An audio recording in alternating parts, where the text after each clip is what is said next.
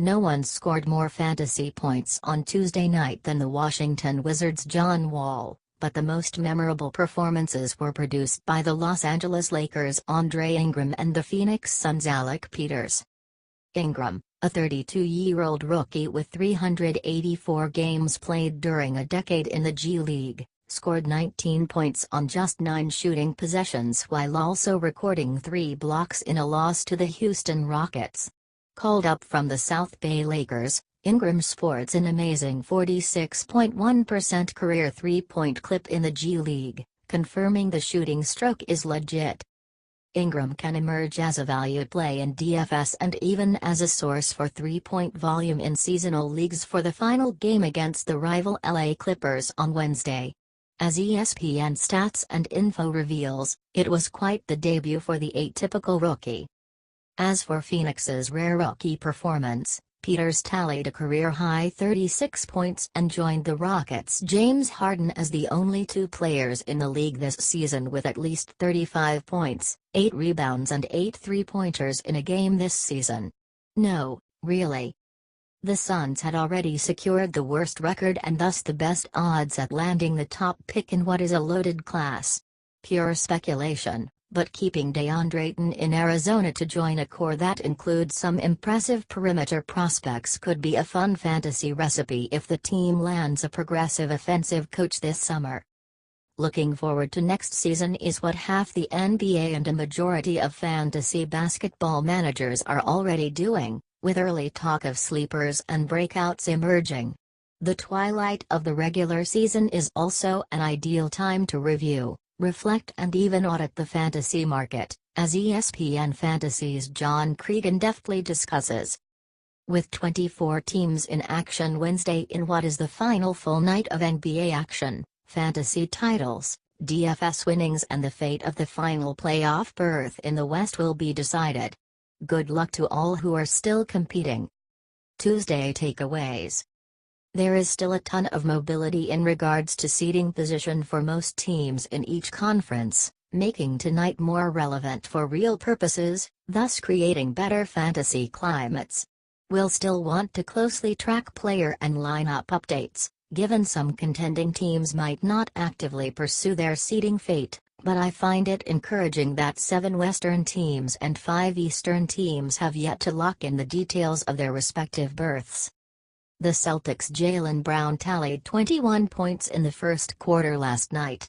Brown's stellar sophomore has been lost in the shuffle a bit with the team's devastating injuries and Jason Tatum's brilliant rookie campaign, but I'd include him on the short list for most improved player this season.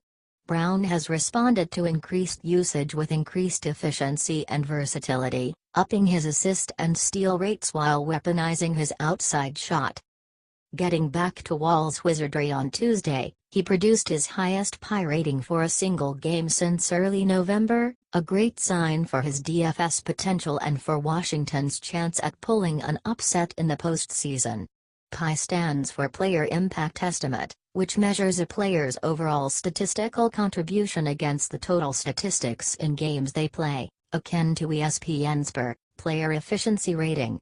Unfortunately for his fantasy stakeholders, Wall is expected to rest tonight on the doorstep of the playoffs.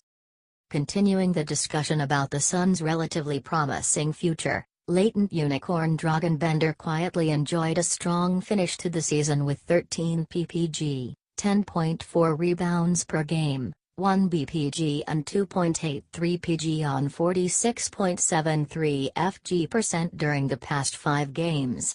Granted, this was in the dregs of a lottery-bound season for Phoenix and represents a small sample, but he averaged nearly 34 mpg and flashed some unique offensive versatility that could spell an impending leap next season. Atlanta's Prince took 18 three-pointers for the Hawks last night, sinking just 6 of them. For some context, Stephen Curry has taken at least as many threes just once in the regular season in his career. The endless heat check for Prince marked just the 17th time in league history a player has lofted as many as 18 shots behind the arc in the regular season. The debate over the Rookie of the Year race is getting contentious with sweatshirts and sound bites abound, but I think objective fantasy managers can appreciate that both Ben Simmons and Donovan Mitchell provided major production profits this season. The Orlando Magic drafted two of the league's better rebounders of all time, as Dwight Howard passed Shaquille O'Neal for 14th on the all-time list last night. While he's still a pariah in leagues that count free throw percentage, he conversely remains a force in points leagues and in DFS, formats that reward volume. Howard joined another Lakers legend this season, as only he and Wilt Chamberlain have averaged a double-double in each of their first 14 seasons in league history. Using the final month of the season as a gauge for growth among young players, I've filtered players who are 25 or younger and have averaged at least 15 MPG during this sample. Some usual high-usage options such as Joel Embiid, Dennis Schroeder and Giannis Antetokounmpo lead the list, but a deeper dive reveals Malik Monk is ninth among this statistical subset with a 29% usage rate the past month. Chicago's Zach LaVine is just behind Monk with a 28.3 usage clip, indicating he could be a breakout candidate next season as a featured offensive cog on a Chicago team almost certain to offer him a sizable pack this summer. Buddy Hield is another notable name on this index, finally sporting a healthy usage rate, 25.6%, and responding with nearly elite three-point production. Hield is another young fantasy sleeper due for a larger role next fall. Injuries of note. Antetokounmpo missed Monday's game with the Orlando Magic due to an ankle injury, as the coaching staff stated he's still not able to fully perform in practice. Tonight, the Bucks face a 76ers team on a 15-game winning streak that will need to win to secure the third seed in the East. Antetokounmpo's status proves pivotal for both seasonal and daily fantasy purposes and is likely the major news you'll want to track today. If the Bucks win tonight, it's likely they'll end up netting LeBron James in the first round in a sort of pick-your-poison moment for the franchise. Houston's Luke Mbah suffered a significant shoulder injury last night that could limit his playoff availability and certainly will keep him out of tonight's tilt with the Kings. The Rockets might just empty their bench tonight. Washington's Otto Porter Jr. left last night's win over Boston in the second quarter with a right leg strain and didn't return for the second half.